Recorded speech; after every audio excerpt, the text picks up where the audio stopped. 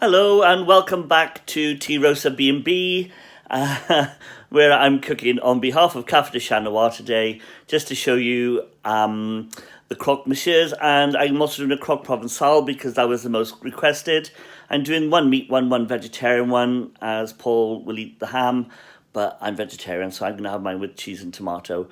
If you want to add an egg on the top of them, they become a croque madame, because the little white poached egg represents the bonnet on top of a lady's bonnet. Okay, let's get on with it. The ingredients we're going to need today are, for the vegetarian one, a whole beef tomato cut into 6 thin slices. I get rid of the tops and I get rid of the bottom because it's just too much skin on them. And then we have 4 slices of Gouda cheese to go in with them, and the ham, 3 slices of the ham to do the ham one. Now, when I do the croques, I tend to use Gouda cheese because it has a better consistency for staying and sticking. Again, then, I have the same cheese as I had before, so it's the 70-30 ratio of mozzarella and cheddar. I have some milk and some flour for making a bechamel sauce. Into that we'll be adding some nutmeg, a little touch of salt and pepper. There's the eggs, which are going to go on top to make them into croque madames. For the cheese wise, I've got one piece there of 100 grams, which I'm going to be using to do the bechamel, and then there's 2 blocks of 50 grams of butter for frying the croques when we come to actually fry them. Then I've got 2 slices of bread. You can use brown bread, but personally I don't think it tastes as good, and so I would recommend white bread. It can be either a square loaf, it can be thin sliced, thick sliced, but I've gone for a nice thick sliced bloomer. And then last of all, to go with the Provencal, I've got some Provencal herbs which will go with the tomatoes. Okay, into a saucepan we're going to put some butter on quite a low temperature to start with. We can take that up a bit in a little while. And I'm going to add the 100 grams of butter into there, and I need that to melt. Ooh, let's turn that up a little bit now. It's starting to melt straight away.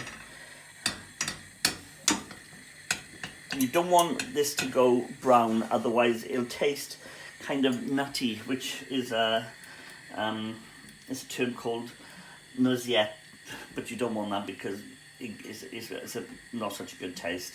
So you kind of want to keep turning the butter around the pan like this so you can melt it, but it doesn't go brown. Keep doing this until all the butter is melted. Oh, obviously this is for making the bechamel sauce. I forgot to mention that part.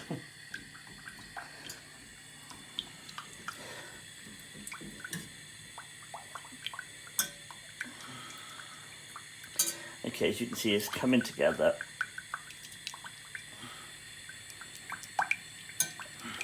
As you can see, the butter is melting and separating, but it's not getting too hot because I don't want the butter to burn. Okay, we're almost there on the butter. If you think the pan's getting too hot, just lift it up, stir it, and then put it back down. Okay. Now next into there, you want to take the 2 tablespoons of flour, okay, pour them in, start working them. You kind of start with a wooden spoon, but work them in with your either wooden spoon or a whisk.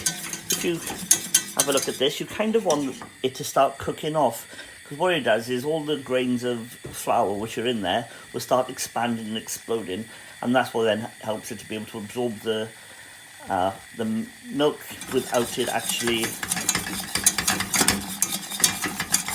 having the taste of the flour. So I'm concentrating on the cooking and stirring.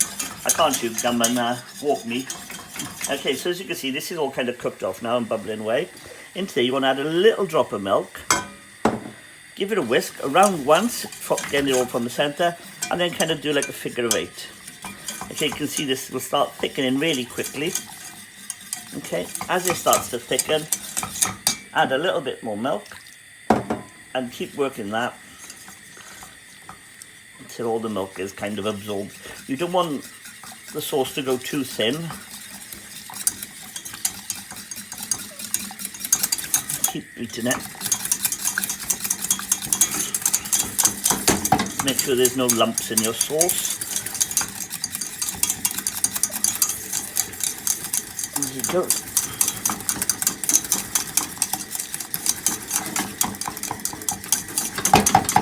Again, as it gets a bit thicker, add a little drop more milk. All around the edges, figure of 8.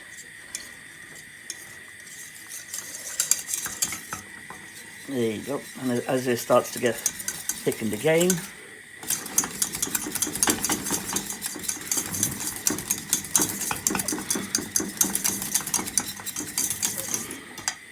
keep adding the milk slowly.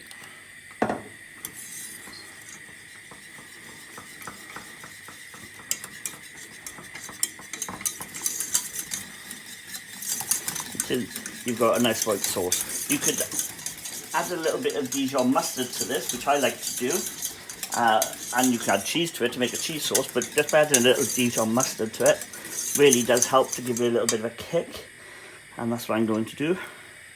Again, that's one of those things that I forgot to put on my list of things to put in here. So we just want a little bit of, like half a teaspoon there, of Dijon mustard.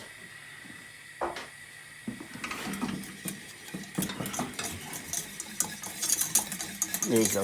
That sauce is looking thick. It's going to thicken up a little bit now as it comes to the boil. Well, you don't want it to boil, but to simmer. I don't think I'm going to need to add any more milk. But at this point I can add a little touch of pepper and a little bit of salt and half a teaspoon of nutmeg. Stir that in.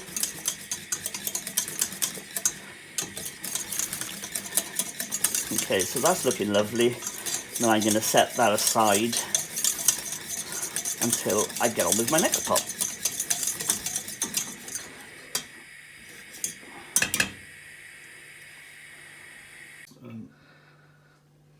The next bit's really easy. Make 2 sandwiches. So for each piece of bread, I tend to put enough cheese to cover the entire side. So I've got 1, 2, 3 nice slices of ham. I need another 2 pieces of cheese. This is how simple this pot is. Okay, so for the tomato one,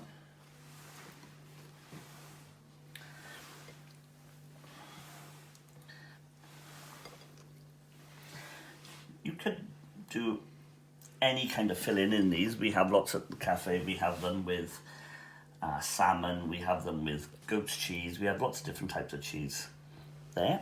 And next we want to pop a little sprinkle of the herbes Provençal onto them there.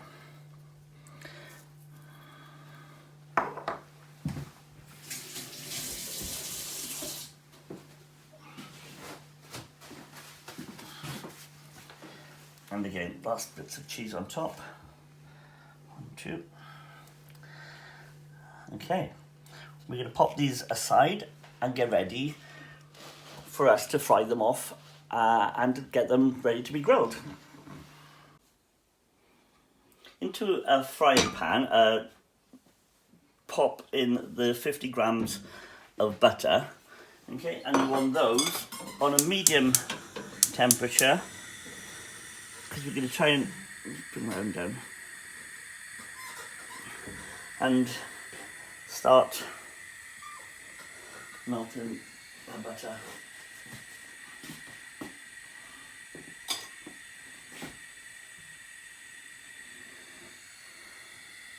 Again, you don't want it too hot so it burns the butter. Just kind of get it all nice and melted. I tend to use a salted butter. You can use unsalted if you prefer. It's up to yourself.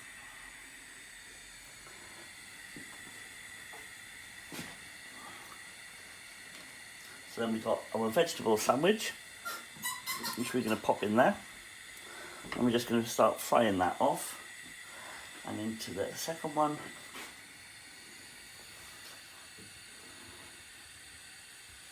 There you go.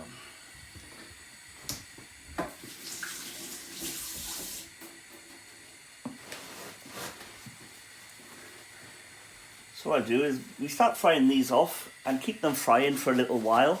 I'll come back to you in a few moments to show you at what time to stop frying them. You can use a spatula to kind of lift them and so on. But if you listen to it, you get used to the noise of when you know that they've finished frying. You can hear the difference in the fry. So if I just lift this up and show you slightly. Okay, I'm guessing it's going to be nice and brown underneath there. Yep. And what we're going to do is we're going to turn that over. There you go, look how lovely that is. And place it back in to fry the other side. Okay. I'm just going to switch that one around just to make my life a little bit easier. And again, turn it over. If you need a little bit more butter, you know, add a bit more. But there you go. At this point, next we're going to add some of our bechamel sauce. So it's got the bechamel sauce, which has a little bit of Dijon, a little bit of nutmeg in there. And we're going to roll that right to the edges. Okay, like so. And we do that on both. And by now, the second side should be pretty much finished, but it will be continuing to cook while they're under the grill. So I'm going to turn these off. I've turned my grill on to high. And I'm going to add some cheese. So I need 100 grams of cheese on there.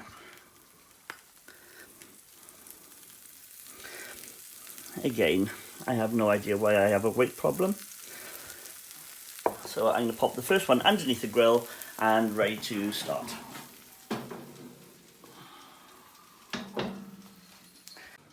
Okay, so this is the first one coming out. I've only got a small grill at the cafe, at the B&B, sorry. So we're doing them one at a time. So as it comes out of the oven, you can see that it's nice and brown on top and it's nice and brown on the bottom. Now, I would normally serve this at the cafe with either a side of French fries, a side of sauteed potatoes, or with a side of salad. But you could serve it with a side of French fries or a mix of fries and salad, or you can just have it on your own. I just do the next one, and I'll show you that as that comes out, and then hopefully you'll all enjoy eating one yourself. So the second one is done and ready and looking absolutely lovely. If I can just find my spatula. So again, there you go. So we've got the one vegetarian one and we have the one ham and cheese. Now I would serve this with a glass of red wine because it's just really nice, and why not? Enjoy, and we look forward to seeing you next week, where we'll either be doing one of our salads if you'd prefer, Caesar salad or Niçoise salad, or the other thing I've been thinking about is maybe the cassoulet. Come back to me and let me know what you think in the comments below, and I hope you enjoy it and I hope you make one yourself. Thanks, bye bye.